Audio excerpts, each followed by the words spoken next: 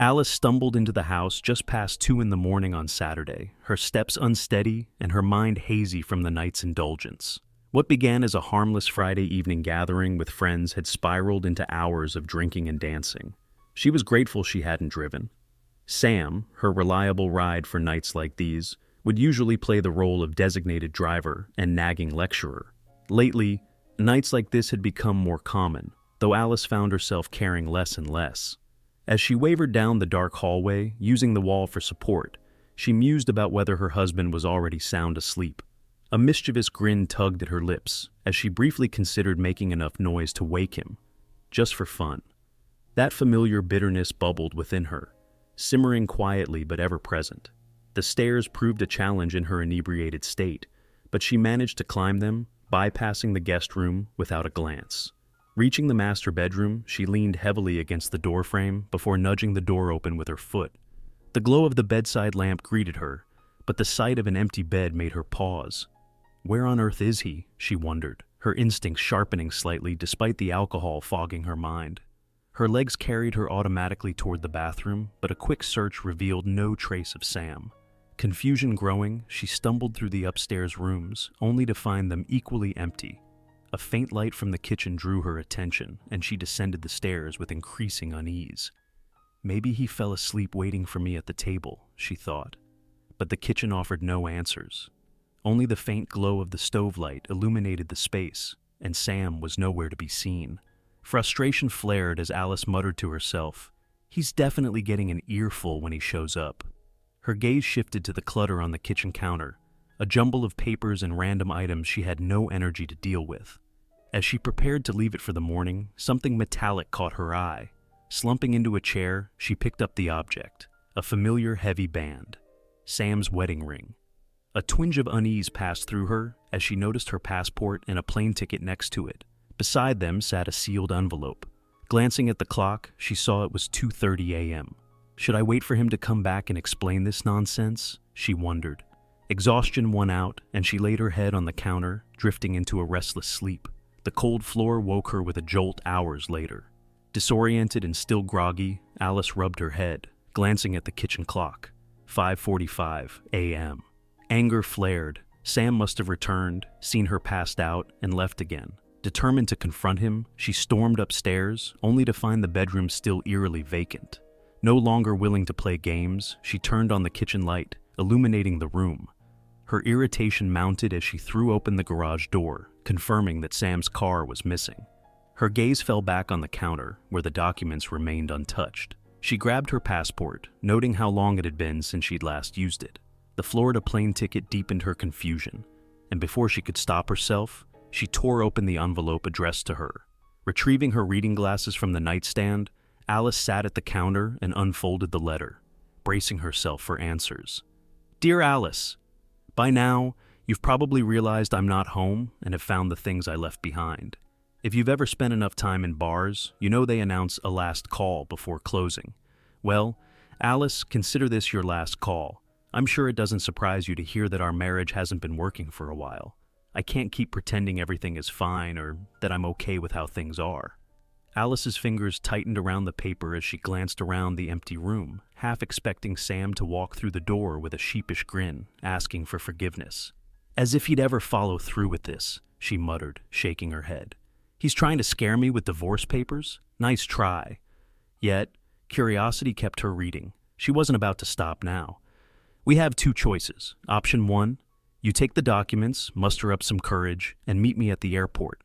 We'll spend a tough week working through our issues and figuring out what's left between us. If you choose this, I'll be waiting. Option 2, we split everything, walk away, and end this charade of a marriage. To be honest, I'm leaning toward the second option, but I'm willing to try if you are. I won't dwell on what went wrong or who's to blame. I just can't live this way anymore. Her anger flared as she tossed the letter onto the counter. Unbelievable! After everything I've done for him, this is how he thanks me? Who does he think he is, issuing me ultimatums like this? She snapped at the empty room. Without me, he'd still be some nobody selling rubber. I made him who he is, and this is how he repays me? Fuming, she snatched the letter back up and continued reading, her mind racing. We've shared some incredible moments and raised two amazing kids. But they're grown now, living their own lives. Staying in this broken marriage for their sake doesn't make sense anymore. If we're both willing to compromise, maybe we can rediscover what we had. It won't be easy, but it's the only way forward." Alice slammed the letter onto the counter, her frustration boiling over. Compromise? He wants compromise now? He's going to regret this when he walks back through that door. Her familiar resentment toward Sam bubbled to the surface. She had always pushed him to be better, to reach higher, and now he was throwing it all back in her face. Huffing, she picked the letter back up and scanned the final paragraph. "As I said, I'll be waiting at the airport, but you have to be on that plane." Alice stared at the plane ticket, her disbelief quickly turning to defiance. "There's no way I can make that flight. It's in less than 3 hours," she exclaimed, checking her watch. With a wry smirk, she muttered, "He's in for a rude awakening when I'm not there." Absent-mindedly, she spun Sam's wedding ring on the counter. "And as for this ring, he's not getting it back without a fight. He'll have to work for it," she added, imagining him groveling at her feet. When the ring slipped from her fingers and clattered to the floor, she left it where it landed. After all, following a night of heavy drinking, sleep was all she wanted. Sam and his melodrama could wait until she was ready to deal with him. She hadn't bothered to finish reading the letter, unaware of the storm already brewing. The morning brought an unexpected twist as Alice sat at the kitchen table nursing a coffee and her lingering hangover. The front door swung open without warning, and Sam's brothers, Liam and Brandon, strode in as though they owned the place. "You can't just barge into my house," Alice snapped, glaring at them. "Finish your coffee. We're just here to grab a few things for Sam," Liam said curtly, his tone devoid of warmth. "Fine, but you make sure to tell him he owes me an explanation when he decides to show his face," she retorted. Without a word, the brothers marched upstairs, black trash bags in hand. They made quick trips back and forth, collecting Sam's remaining belongings before leaving without so much as a thank you. Irritated, Alice grumbled under her breath about their lack of manners. By the afternoon, her frustration had dissipated enough for her to join her friends for a shopping trip. With Sam out of the picture, one thing led to another, and soon she found herself in yet another night of drinking. This time, she woke up on her friend Camilla's couch late Sunday afternoon, her head pounding. Once again, she vowed to swear off alcohol, though deep down, she knew the promise wouldn't stick. "Sam's probably at home, worrying about where I've been," she thought smugly, allowing herself a small smile before drifting back to sleep. Despite her fleeting satisfaction, Alice knew she couldn't avoid returning home. Sunday had arrived, and with work looming the next day, she needed a fresh change of clothes. Reluctantly, she made her way back to the quiet, empty house. As she stepped through the door, her earlier anger reignited. "He can avoid me all he wants, but he'll have to face me sooner or later," she muttered, already rehearsing the scathing words she planned to unleash. The evening dragged on in eerie silence. Lying in bed with a book she wasn't really reading, Alice found her thoughts drifting toward Sam. Strangely, the usual hostility she felt was replaced by something softer. "Maybe I'll go easy on him when he comes back," she mused, a flicker of warmth piercing through her indignation. Memories of their past crept in, reminding her of the way Sam used to care for her, how he always aimed to please. It wasn't love exactly, but it was enough to stir something familiar. Monday morning came too quickly. The book still lay on her lap where she'd fallen asleep. Without Sam to nudge her awake, the morning turned chaotic, and she barely made it to work, a full 30 minutes late. Her day passed in a blur of tasks until Camilla casually asked why Sam hadn't been around lately. The question brought her frustrations flooding back. At 10:54 a.m., a man in a dark suit approached Alice's desk. Without a word, he handed her an envelope. "Mrs. Alice Gray, you've been served," he said flatly before turning and walking away. Alice's cheeks burned with humiliation as she clutched the envelope. Seething, she thought, "He's crossed the line this time. That coward is going to regret this." She glanced around the office, praying no one had noticed the exchange. Over lunch, Alice and Camilla sifted through the contents of the envelope together. "Honestly, Sam's not asking for much," Camilla said as she skimmed the divorce agreement. 50% of the savings, his 401k, and you keep the house. It sounds like he just wants out." "He's not getting a single cent," Alice hissed, venom dripping from her words. "By the time I'm through with him, he'll wish he'd never met me."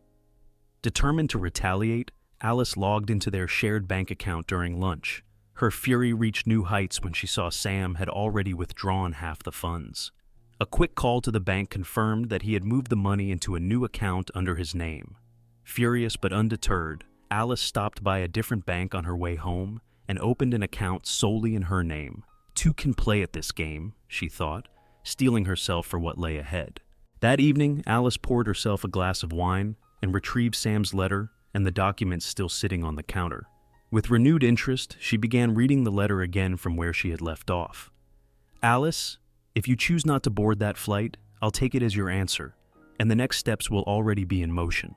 I've taken the belongings I wanted from the house, leaving only a few clothes behind. My brothers will collect the rest. On Monday, you'll be served with the divorce papers I prepared months ago. As I said, this is your last chance. If you're not with me by Saturday, then it's over. I'll try to keep things fair, but if you contest it, things could get ugly, and I don't think either of us wants that. Meanwhile, thousands of miles away, Sam reclined in a chair, engrossed in his latest purchase, a sleek tablet. His focus on the device was interrupted by Julia's soft voice. "I'm sorry," she murmured, glancing over at him. "Don't be. This is mostly on me," Sam replied, without lifting his gaze. If I'd stood my ground years ago, instead of letting her steamroll me, maybe things wouldn't have gotten so bad. But who knows? At this point, I don't even care anymore. He scrolled absently through the ebook titles on his screen. Julia hesitated before asking, "Did you really think she'd come?" Sam sighed, finally looking up. "No, not really, but I promised the kids I'd give it one last shot." Julia smiled faintly. "Well, at least now you don't have to worry about needing both cabins." Sam chuckled. "True. But we could always alternate between the two, keep things interesting with a fresh bed every night," he teased, pulling Julia closer. She responded with a kiss, her intentions unmistakable. For over a decade, Julia had worked alongside Sam, witnessing the slow collapse of his marriage. When her own husband passed away 8 years earlier, Sam had been her rock, offering comfort during her most difficult days. He was her friend, her confidant, always ready with a listening ear. Yet, Sam wasn't always gentle in his advice. She remembered one of their more candid conversations vividly. "Julia, I know you miss John, but he wouldn't want you to stop living. You need to grieve, yes, but don't let it consume you. You've still got so much ahead of you," he had said, his tone firm but compassionate. That moment seemed a lifetime ago. 3 years ago, Julia had left a simple card on Sam's desk with just 2 words, "Thank you." He'd known instantly it was from her. Over time, their relationship evolved. 2 years ago, Sam began confiding in her about his struggles with Alice. He spoke of her constant criticisms and lack of appreciation, and Julia became his outlet. 9 months ago, everything came to a head. Sam arrived at work furious after yet another explosive argument with Alice. Julia, as always, offered a sympathetic ear, but this time, she felt his pain more deeply than ever. It was clear Alice had pushed him to his breaking point, and Julia found herself wanting to ease his burden. Out of nowhere, Sam had proposed an idea. A week-long cruise aboard the Carnival Glory. The catch? He and Alice would stay in separate cabins. "It's my last-ditch effort to save what's left of this marriage," he told Julia. "But between you and me, I don't think she'll take it seriously. She's always let opportunities slip away." He paused, then added, "Even if she shows up, I need you there, in the other cabin. If this fails, I'll need someone to help me see that it's really over." Julia was moved by his trust. Together, they planned the trip. Standing side by side at Gate 26 of the Southwest Airlines terminal, they watched as the crew disembarked. The moment the flight emptied, a wave of relief washed over Sam. Without thinking, he pulled Julia into his arms and kissed her. What began as a soft, tentative kiss quickly deepened, years of suppressed longing flooding to the surface. "I've wanted to do that for so long," Sam whispered, stealing another kiss. "Now, let's go catch our ship." Later, aboard the Carnival Glory, they checked into their separate cabins before heading to the deck to admire the vast horizon. The week ahead stretched before them, full of promise. Sam had already adjusted Julia's dinner reservation to ensure they could eat together each night. They decided to skip booking any shore excursions, choosing instead to explore the ship. "Next time, maybe?" Julia teased, her eyes sparkling with excitement. Their first day on board was a whirlwind of discovery. sampling food at various restaurants, enjoying drinks at the bars, and dancing late into the night at one of the ship's clubs. Around 1 a.m., reality struck. They had yet to discuss their sleeping arrangements. That night, they returned to their respective cabins, but Sam's mind was already made up. "This is the last night I'll ever sleep alone," he declared the next morning over breakfast.